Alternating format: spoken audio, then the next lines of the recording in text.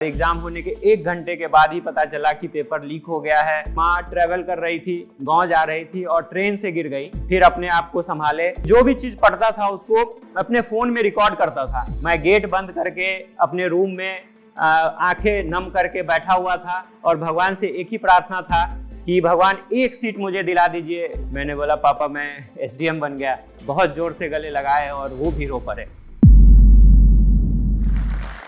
मैं शुक्रिया अदा करना चाहूँगा जोश टॉक का, और जहाँ पे मुझे बुलाया गया और अपने जर्नी के बारे में बताने के लिए मुझे आमंत्रण दिया गया। नमस्कार साथियों, मैं अभिराम कुमार 67वीं BPSC में रैंक 38 के साथ बिहार प्रशासनिक सेवा के लिए मैं चयनित हुआ हूँ। मेरी जर्नी जो है वो स्टार्ट होती है एक छोटे से गाँव से, जहाँ मैंने अपनी बेसिक पढ़ाई स्टार्ट की थी। 10th करने के बाद मेरे पापा ने डिसाइड किया कि मैं इंजीनियरिंग के फील्ड में जाऊं, और इसीलिए उन्होंने 11th में मैथ्स मुझे दिलवाया और अपने ही स्कूल में उन्होंने नामांकन करवा दिया मेरा।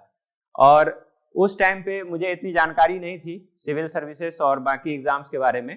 मेरे पापा चाहते थे कि मैं इंजीनियर बनूं और इंजीनियरिंग के क्षेत्र में अपना नाम रोशन करूं, और इसी कड़ी में मैंने सारे एग्जाम्स दिए इंजीनियरिंग के। कॉमेडके का एग्ज़ाम दिया और वहाँ पे अच्छे रैंक के साथ मैं सेलेक्ट भी हुआ और सिद्धगंगा इंस्टीट्यूट ऑफ टेक्नोलॉजी में अपनी पढ़ाई को जारी रखा। उसके बाद मैंने 4 साल वहाँ पे पढ़ाई करी और लास्ट ईयर मेरा कैंपस प्लेसमेंट हो गया। एक टेक्सट्रॉन एविएशन करके कंपनी है, उसमें सेलेक्ट हुआ मैं। एयरक्राफ्ट डिजाइन इंजीनियर के तौर पे मैं कार्यरत था, और 2 साल लगभग काम करने के बाद मेरे भैया ने डिसाइड किया कि सिविल सर्विसेज में आपको जाना चाहिए। जॉब आपका हालांकि बहुत अच्छा है, पैकेज भी अच्छा है, लेकिन आपको सिविल सर्विसेज में आना चाहिए और समाज के लिए कुछ करना चाहिए। फिर तैयारी के लिए मैं दिल्ली चला गया। हालांकि मैं यहाँ पे बताना चाहूँगा कि मेरी जो पढ़ाई रही है वो पूरी की पूरी सेल्फ स्टडी के माध्यम से मैंने पढ़ा है, और मैं आपको बताऊँगा भी इस वीडियो में कि आपको किसी कोचिंग की जरूरत नहीं पड़ेगी इस तैयारी में। आप अगर थोड़े से जागरूक होंगे और जो आपके पास रिसोर्सेस हैं उसका जो फ्री में अवेलेबल है उसको अगर आप अच्छे से यूटिलाइज करेंगे तो सफलता आपको जरूर मिलेगी। तो मैं दिल्ली गया और किसी कोचिंग से नहीं जुड़े हुए थे, जो भी मटेरियल फ्री में अवेलेबल थे उसका मैंने यूज किया, पढ़ाई करी। भैया के मार्गदर्शन में मैंने पढ़ाई करी। जो जो वो बताते गए कि ये करो, इसके बाद ये सब्जेक्ट करो, ऐसे रिवीजन करो, जो भी वो बताते गए मैं उसको करता गया। हालांकि जर्नी काफी लंबी रही। 2017 से मैं तैयारी में था, और कहा जाता है कि इंजीनियरिंग के लोग बहुत आसानी से सिविल सर्विसेज में आ जाते हैं। हालांकि मेरे साथ ऐसा नहीं हुआ। UPSC में मैंने अटेम्प्ट दिया, वहां फेल हुआ। फिर कोरोना का टाइम आया और उस दौरान मुझे घर वापस आना पड़ा, और एज भी हो रहा था तो घर से प्रेशर भी था। एक अच्छा जॉब छोड़ के आए हो तो वापस आप चले जाइए और फिर से जॉब ज्वाइन कीजिए, सिविल सर्विसेज में नहीं हुआ तो क्या हुआ। तो कोरोना का टाइम आया और हम घर पे फंस गए। मेरे पास न बुक था न कुछ और था, तो मैं वहीं से पढ़ाई अपना जारी करने का सोचा, और जारी करते हुए उसी वक्त 66वीं BPSC की जो नोटिफिकेशन है वो आई, और उस नोटिफिकेशन के बाद मैंने अप्लाई किया, उसमें फॉर्म भरा, और फॉर्म भरने के बाद मैंने प्रीलिम्स दिया। हालांकि मेरे पास बुक और रिसोर्सेस अवेलेबल नहीं थे, इसके बावजूद मैंने प्रीलिम्स दिया और 4 नंबर से मेरा प्रीलिम्स नहीं हुआ। मैंने हिम्मत नहीं हारी, और उसके बाद मैं 67वीं BPSC के लिए दिलो जान से फिर लग गया। UPSC को मैंने सोचा कि क्यों ना 2 साल डिले कर दूं और मैं BPSC में पहले सेलेक्ट हो जाऊं, और उसके बाद मैं फिर UPSC के लिए ट्राई करूंगा। तो 67वीं BPSC की मैं बहुत अच्छे से तैयारी कर रहा था।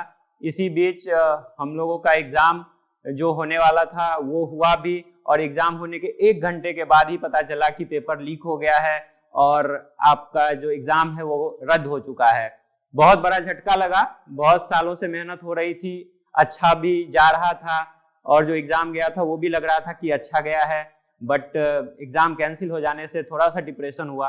फिर अपने आप को संभाले, और संभालने के बाद फिर से अच्छे से तैयारी किए और प्रीलिम्स दिए, और प्रीलिम्स देने के बाद स्कोर अच्छा रहा और 117 मार्क्स मुझे आए प्रीलिम्स में, और मैं काफ़ी श्योर था कि इस बार तो मैं मेंस लिखूंगा, और मेंस की तैयारी मैं डे 1 से स्टार्ट कर दिया। तो यहाँ पे दोस्तों का बहुत बड़ा रोल रहा। हमारे एक प्रिय मित्र हैं जो 64वीं बीपीएससी में राजस्व पदाधिकारी के पद पे हैं, दिव्य प्रकाश अस्थाना जी, उन्होंने मुझे बहुत हेल्प किया। और मेरे भैया अभिषेक कुमार, जिन्होंने पूरा मार्गदर्शन मेंस के लिए मुझे किया।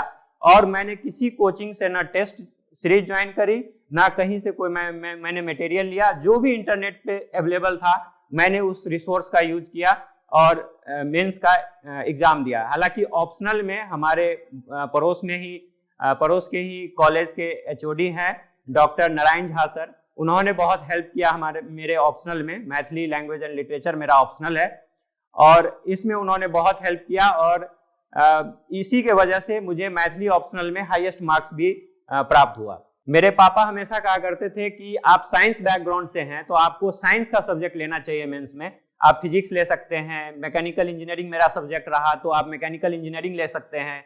बट मैंने कहा कि ये मेरी मातृभाषा है, अगर मैं यहाँ स्कोर नहीं कर पाऊंगा तो मैं अन्य सब्जेक्ट में स्कोर नहीं कर पाऊंगा।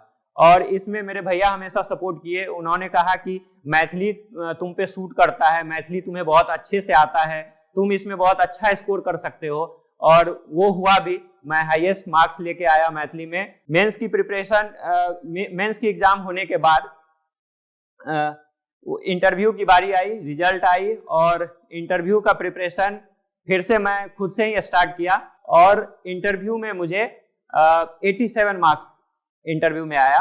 और मैंने मॉक इंटरव्यू 2-3 जगह दिए, जिसमें लक्ष्य सिविल संस्था जो दरभंगा में ही है वहां पे मैं जुड़ा और वहां पे 2 मॉक इंटरव्यू दिए मैंने। इसके अलावा प्रेरणा आईएएस में मैंने 1 मॉक इंटरव्यू दिया। और इसके अलावा मैं दोस्तों को ही अपना मॉक देता था, मिरर में मैं प्रैक्टिस करता था। और उसके बाद मैंने इंटरव्यू दिया और इंटरव्यू में अच्छे मार्क्स के साथ मैं चयनित भी हुआ। कई वर्षों से तैयारी करने के बाद जब 67th बीपीएससी की बारी आई तो मानो ऐसा लग रहा था जैसे भगवान भी मेरी परीक्षा ले रहे हैं। और जैसा कि मैंने पहले बताया कि प्रीलिम्स से पहले जो मेरा स्टार्टअप था वो फेल हो गया। जब प्रीलिम्स हो गया और मेंस की बारी आई तो मुझे सबसे ज्यादा सपोर्ट फैमिली से, मेरी माँ से मिलना चाहिए था। और हुआ ऐसा कि माँ ट्रेवल कर रही थी, गांव जा रही थी और ट्रेन से गिर गई और उनका एक्सीडेंट हो गया और उनका पैर में फ्रैक्चर हो गया। तो जो जिम्मेदारी मतलब माँ अभी मुझे संभालती मेंस के टाइम पे, हालत ऐसा हो गया कि मुझे माँ का भी ख्याल रखना पड़ता था, घर में खाना बनाना, झाड़ू पोछा करना और इसके अलावा अपनी जो तैयारी है उसमें भी कमी ना आए। तो ये सब चीजों को बैलेंस करके चलना था और मैंने इस चीज को बैलेंस किया भी। और इसके बहुत सारे तरीके हैं जिससे आप कर सकते हैं। जैसे मैं एक छोटा सा एग्जाम्पल से आपको बताऊं तो लोग कहते हैं कि एक जो प्रॉपर पढ़ाई है वो आप किताबों से ही कर सकते हैं। बट मैं क्या करता था कि जो भी चीज पढ़ता था उसको अपने फोन में रिकॉर्ड करता था। वॉइस रिकॉर्डिंग के माध्यम से मैं उसको अपने फोन में रखता था और जब भी खाना बनाने जाता था या कोई भी अनप्रोडक्टिव काम करता था तो उस टाइम ईयरफोन लगा के मैं उसी पढ़े हुए चीज का रिवीजन करता था खुद के लैंग्वेज में। तो मुझे एग्जैक्टली पता होता था कि कौन सा पोर्शन मेरा वीक है, कौन सा पोर्शन में मुझे ध्यान देने की जरूरत नहीं है। तो वीक पोर्शन की रिवीजन मैं बार बार अपने वॉइस रिकॉर्डिंग के थ्रू ही किया करता था। ये मुझे बहुत हेल्प किया अपने परिस्थितियों से लड़ते हुए। जो मैंने तैयारी की उसमें बहुत बड़ा हेल्प मिला। अंत में मैं कहना ये चाहूंगा कि जो भी इस जर्नी में है, सिविल सर्विसेज की जो तैयारी है वो एक चक्रव्यूह के समान है।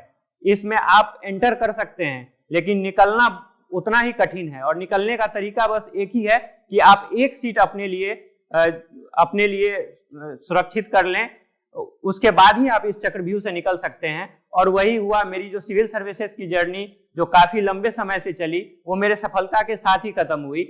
और जिस दिन रिजल्ट आने वाला था और चेयरमैन सर का जो ट्वीट आया उसके बाद जो सांसें थम गई थी, मैं गेट बंद करके अपने रूम में आंखें नम करके बैठा हुआ था और भगवान से एक ही प्रार्थना था कि भगवान एक सीट मुझे दिला दीजिए इस बार बीपीएससी में। और मुझे सबसे ज्यादा डर था कि मैं अब फेस कैसे कर पाऊंगा अपने पेरेंट्स को, क्योंकि इतना लंबा जर्नी रहा है और इस बार भी असफल हो गया तो फिर मैं कैसे बताऊंगा कि पापा मैं फिर से तैयारी कर सकता हूं, एक चांस और मुझे दे दीजिए। तो मैं रिजल्ट आया, मैं अपने बेड पे था, मैंने रिजल्ट देखा और रिजल्ट देखने के बाद जब मैंने अपना नाम सर्च किया, मेरा नाम थोड़ा सा यूनिक भी है, तो मैं समझ गया कि मेरा ही नाम है, दूसरा देखने की जरूरत नहीं है। लेकिन मुझे विश्वास नहीं हुआ, क्योंकि जो जहां मैं सोच रहा था कि सिर्फ सिलेक्शन हो जाए, वहीं पे रैंक बहुत अच्छा आ गया। तो मुझे विश्वास ही नहीं हो रहा था। मैं 3 बार 4 बार चेक किया कि मेरा है कि नहीं। जो रोल नंबर मुझे पहले से याद था उसको मैं अपने फाइल से निकाला, उसको देख के फिर मैच किया, और उसके बाद यकीन हुआ कि नहीं मेरा सिलेक्शन हो गया है। फिर मैं रूम से बाहर निकला, फिर भैया को बताया कि मेरा सिलेक्शन हो गया है। उनसे मैंने दोबारा चेक करवाया, और जब वो कंफर्म कर दिए कि हाँ तुम्हारा सिलेक्शन हो गया है, उसके बाद मैं माँ के पास गया।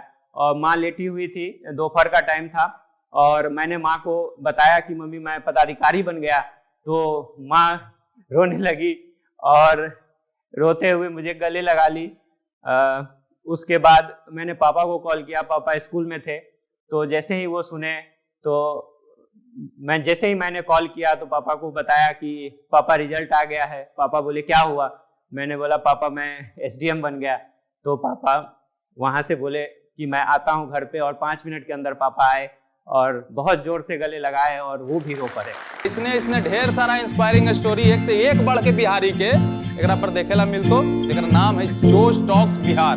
तो जोश टॉक बिहार के भाई बढ़िया से सब्सक्राइब कर ले हूँ, घंटा उंटा दबा दे हूँ कि नोटिफिकेशन आते रहे। अरे जब मन होले उदास तक खोल लेल की जोश टॉक बिहार, ओकर बाद देखल के मन के तरोताजा कैल के एकदम मोटिवेशन लेल के काम शुरू कैल के। सफलता कैसे नहीं मिलते? एकदम मिलते, झंडा गाड़ दो।